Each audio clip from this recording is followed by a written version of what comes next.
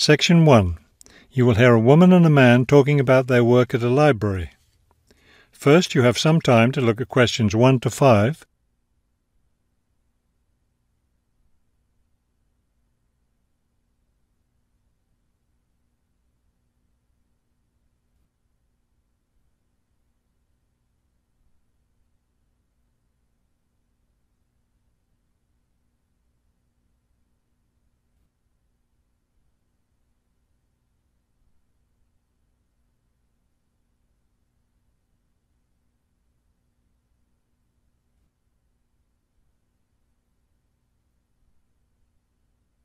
You will see that there is an example that has been done for you. On this occasion only, the conversation relating to this will be played first. Hello, I'm Mrs. Phillips, the head librarian. You're the new library assistant, aren't you? Yes, I'm Robert Haskell, but please call me Bob. The woman introduces herself as the head librarian, Mrs. Phillips, so the name Mrs. Phillips has been written in. Now we shall begin. You should answer the questions as you listen, because you will not hear the recording a second time. Listen carefully and answer questions 1 to 5. Hello, I'm Mrs. Phillips, the head librarian. You're the new library assistant, aren't you? Yes, I'm Robert Haskell, but please call me Bob. All right, Bob. Let me take a few minutes to explain how the library works and what your duties will be. First, the library opens at 8:30 in the morning, so naturally we expect you to be here and ready to work by then. Of course. And you can go home at 4:30 when the library closes. Now, let me explain where everything's kept. It looks like here on the ground floor is where the reference books are. Yes, that's right. Up on the second floor is where the adult collection is, both fiction and non-fiction. And the children's books are there too, aren't they? I thought I saw them in the room by the stairway. No, those are magazines and newspapers for adults. Children's books are up one more flight on the third floor. We'll take a look at them later. Let me show you how we organize our work. Do you see that brown book cart over there? The one by the door? Yes, that one. Those books have been checked in and need to go back on the shelves. Okay, so the brown book cart has books to reshelve. What about this black cart by the desk? Those books have torn pages or damaged covers. They're all books that need to be repaired. Okay, I know how to do a lot of that. I'm pretty good at mending torn pages and covers. That's great, because we really need help with that. And that white cart in the corner, what are those books for? Those are old books that we've taken off the shelves to make room for new ones. We sell them as used books to raise money for the library. So they're all ready to sell? Yes, that's right. So now you know what to do with the books in the carts. Let's talk about our activities schedule.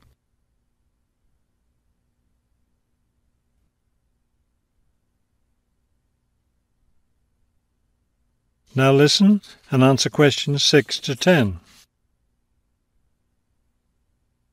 I understand this library has a number of interesting activities every week. Yes, our activities are quite popular. The most popular one is story time for the children. Do a lot of children show up for that? Yes, a good many. It takes place in the children's room on Thursday mornings at 11. Isn't there a family movie night too? Yes, but it's not at night anymore.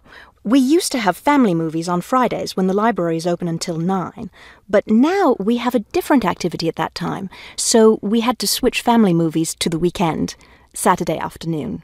How much do you charge for the movies? They're all free.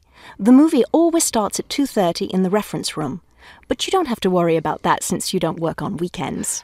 And what takes place on Friday evenings? We've just started a weekly lecture series. We have a different speaker every week, and the lectures cover all different kinds of topics. That sounds like something I'd be interested in attending. Good, because we'll need your help with that. You'll be working Friday evenings, and one of your duties will be to set up the meeting room on the first floor for the lecture. What time will you need that done? Let's say by 6:15. The lecture starts at 6:30, and the room needs to be ready well ahead of time. A lot of people arrive early. Maybe I should have the room ready by 6? That wouldn't be a bad idea. Okay, why don't I take you upstairs and show you the rest of the collection? That is the end of section 1. You now have half a minute to check your answers.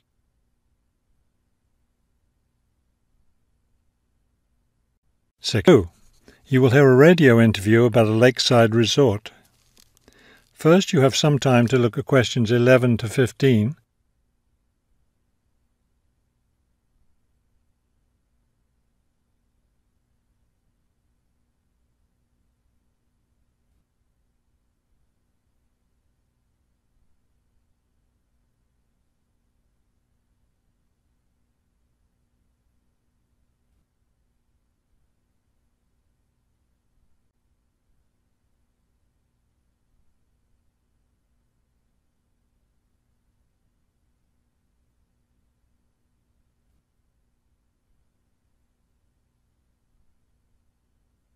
As you listen to the first part of the talk, answer questions 11 to 15. Good afternoon, and welcome to today's show. The warm months are with us, and many of you are getting ready to plan vacation trips. To help you with that, we have a special guest today, Robert Sampson, director of the Golden Lake Resort. Robert, I understand Golden Lake is a popular place for families to spend their vacations. Yes, families enjoy spending time at Golden Lake. Many come back year after year. We have a spectacular location and fun activities for both children and adults. Could you describe for us some of the activities available at Golden Lake? We have a lot of water activities, of course, since we're right on the lake. We have a pleasant sandy beach for swimming. We also have canoes and sailboats available, and many of our guests enjoy boating on the lake. I imagine water skiing would be popular among your guests. Actually, we don't permit water skiing in the resort area. It can be dangerous for swimmers and for the canoeists too. We do have a great location for fishing, though, and you'll often see guests fishing from our dock or from the canoes. That sounds very relaxing. What about activities on land? Do you have facilities for tennis?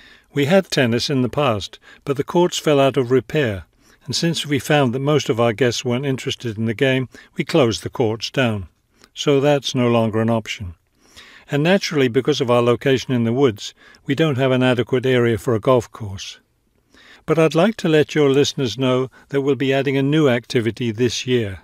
We've made an arrangement with the local stable. So now we're going to have horseback riding available for our guests. We've created several riding trails around the lake.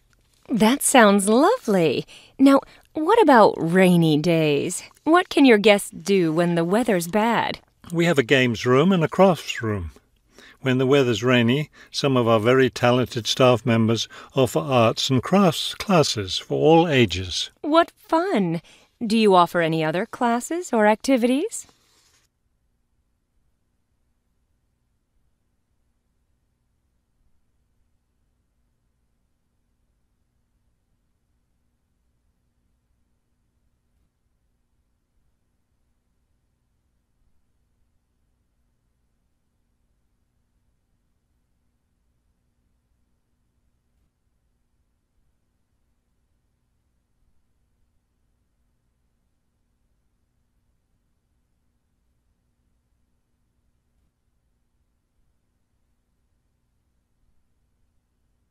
Now listen and answer questions 16 to 20.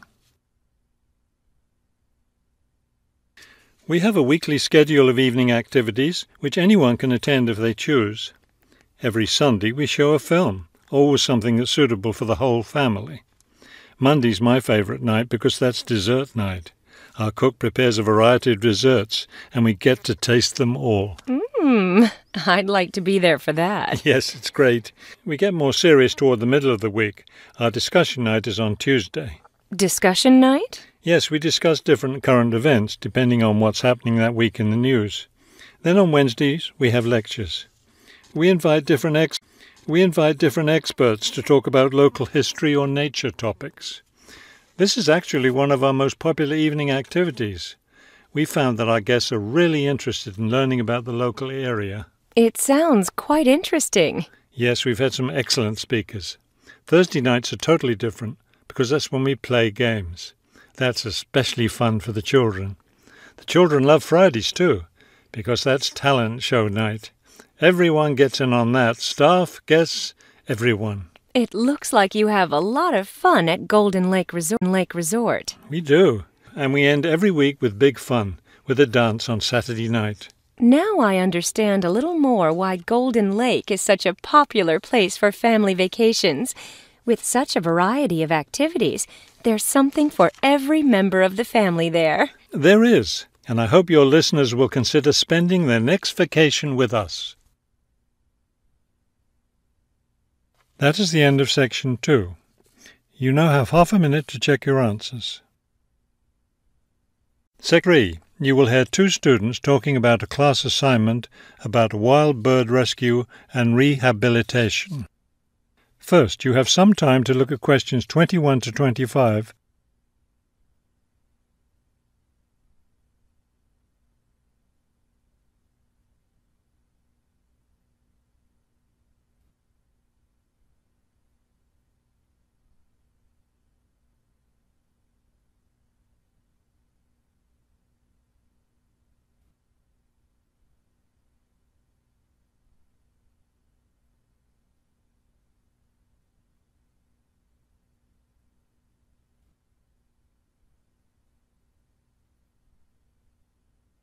As you listen to the first part of the conversation, answer questions 21 to 25.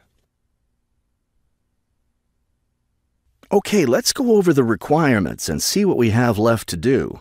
Let's see.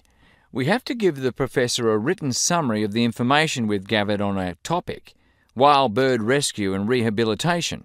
The other written thing we have to turn in is a case study of the rehabilitation of one bird. We have the information on that already. Right. All we have to do is write it up.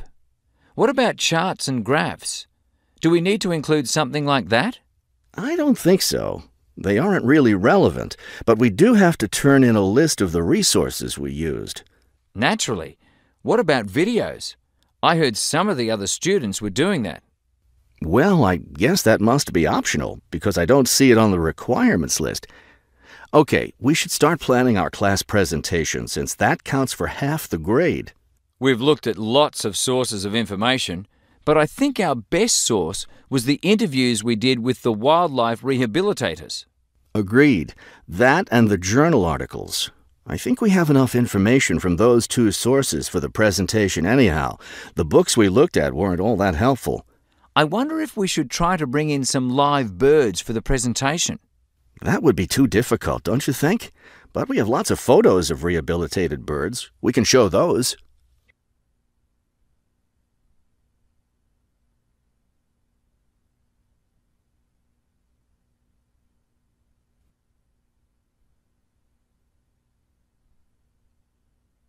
Now listen and answer questions 26 to 30. Right. Okay. I think we should start by talking about how to rescue a bird. Probably first we should help people understand which birds need rescuing. Yeah, that's really important, because a lot of times people see a baby bird that's all alone, or they find a bird sitting on the ground and they think it needs to be rescued. And usually those are just baby birds learning to fly. So we should emphasize that people should only attempt to rescue a bird that's clearly injured. For certain kinds of birds, the rescuer needs to wear protective gloves because some of those birds have sharp claws and can tear your shirt, or worse, injure your face or some other part of your body. Yes, that's an important point. Okay, next, let's tell people to put the injured bird in a box with good air circulation. We should let them know that a cage isn't necessary, and a bag, especially a plastic one, could hurt the bird more. Another thing we need to say is that the best way to help the bird stay calm is not by petting it or talking to it, but by leaving it completely alone. Then people should take the bird to the bird rescue center as soon as possible. Right. And we should also point out that when they're driving the bird to the rescue center, it's better not to play music on the radio or talk loudly, because those things just stress the bird. Yes. It's better just to speak quietly while you have the bird in the car. Okay, we've got that part covered. Next, we should talk about what happens at the rescue center.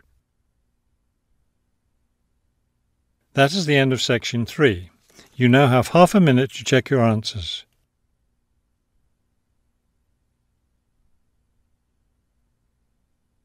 Section 4.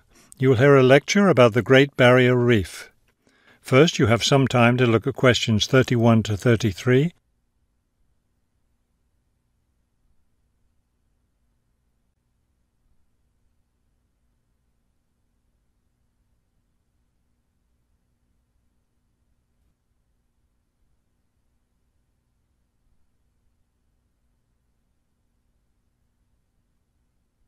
Now listen carefully and answer questions 31 to 33.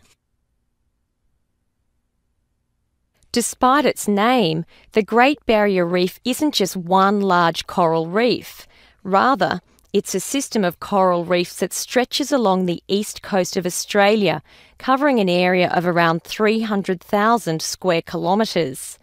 The Great Barrier Reef is composed of approximately 3,000 individual reefs, which range in size from 1 hectare to more than 10,000 hectares each. In addition, around 600 islands are scattered throughout the area, particularly at the northern and southern ends. The reefs themselves are composed of over 400 different kinds of coral, the largest variety of corals found anywhere in the world.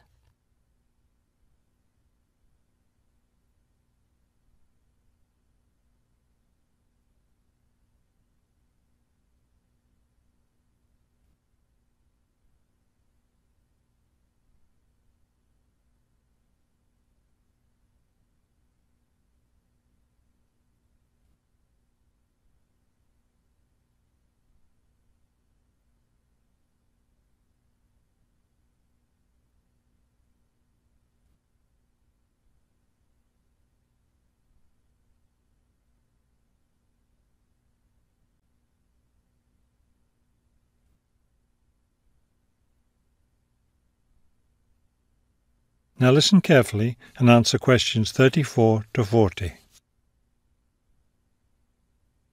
Thousands of species of sea animals live in and around the reefs. Altogether, approximately 1,500 species of fish inhabit the reef area, including a number of different kinds of sharks. One of the more interesting mollusks to be found in the reefs is the giant clam. This huge shellfish can live for more than 100 years and can weigh as much as 200 kilos.